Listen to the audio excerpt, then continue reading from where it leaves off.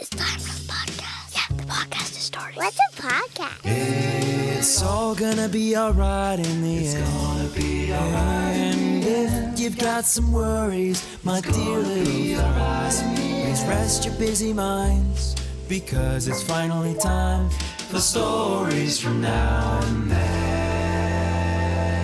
Hey kids, and welcome back to Stories from Now and Then. It's your very own Captain Blunderface here, back in the old library, but today is full cleaning mode, because there are literally feathers everywhere right now. Yes, it was Deprecatus who did it, shredding the cushions. No, I would not do that. Deprecatus, I'm not keeping catnip inside those cushions. My name is Captain Blunderface, not Captain Catnip Cushions. Anyway, before we get into the story, we've got a shout out for George in Harrow, Ontario, who loves memorizing Thomas the Tank Engine trivia. George, this story is for you. Oh, looks like we got a message from our sponsor. Today's episode is sponsored by Guest Getter. They help restaurants bring in guests and keep them coming back, which is great because I personally forget where I'd like to eat unless someone reminds me. Guest Getter helps restaurants do that, but on purpose. Check them out at guestgetter.co. Today's story is Maximilian and the Goose Boy. Nicola, please take us back to a different time. This next story is rather a funny one. It's a story about a king and a little boy and a flock of geese. This story is called Maximilian and the Goose Boy. One summer day, King Maximilian of Bavaria was walking in the countryside. The sun shone hot, and he stopped under a tree to rest. It was very pleasant in the cool shade. The king lay down on the soft grass and looked up at the white clouds sailing across the sky. Then he took a little book from his pocket and tried to read. But the king could not keep his mind on the book. Soon his eyes closed, and he was fast asleep. It was past noon when he awoke. He got up from his grassy bed and looked around. Then he took his walking stick in his hand and started for home. When he had walked a mile or more, he happened to think of his book. He felt for it in his pocket. It was not there. He had left it under the tree. The king was already quite tired, and he did not like to walk back so far. But he did not wish to lose the book. What should he do? If only there was someone he could send to go get it. While he was thinking, he happened to see a little barefooted boy in the open field near the road. He was looking after a large flock of geese that were grazing in the short grass and wading in a shallow brook.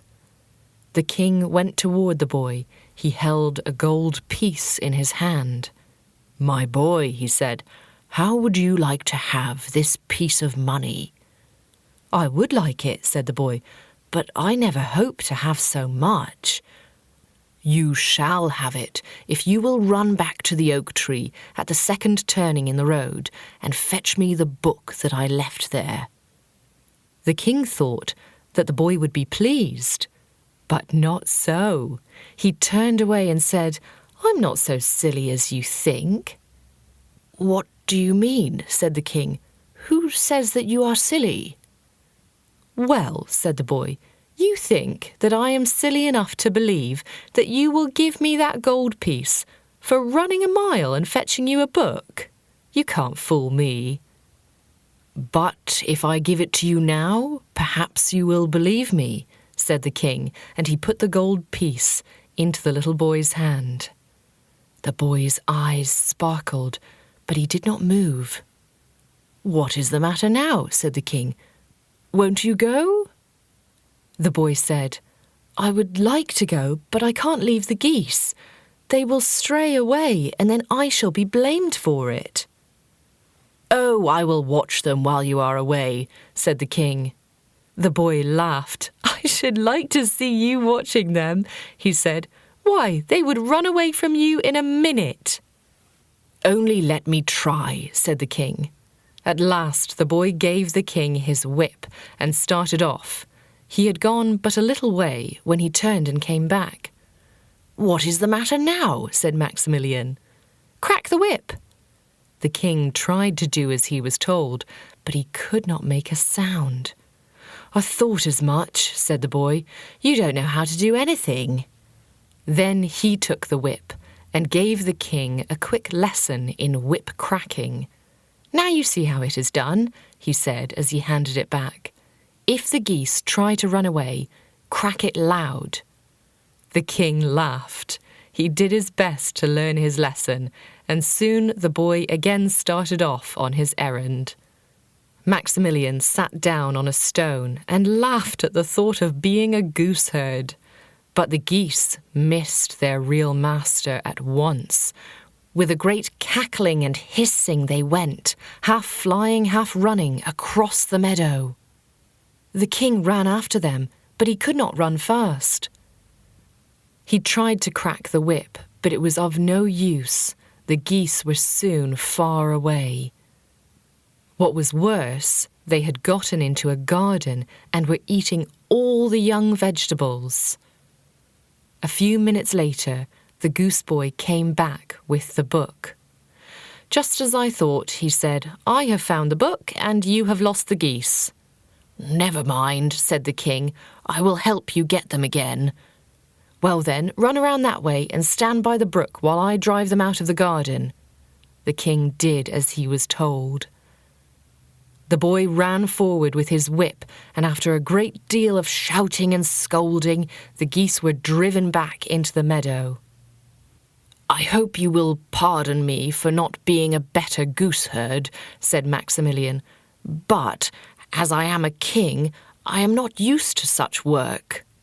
"A king indeed," said the boy. "A king indeed," said the boy. "I was very silly to leave the geese with you, but I am not so silly as to believe that you are a king." "Very well," said Maximilian with a smile.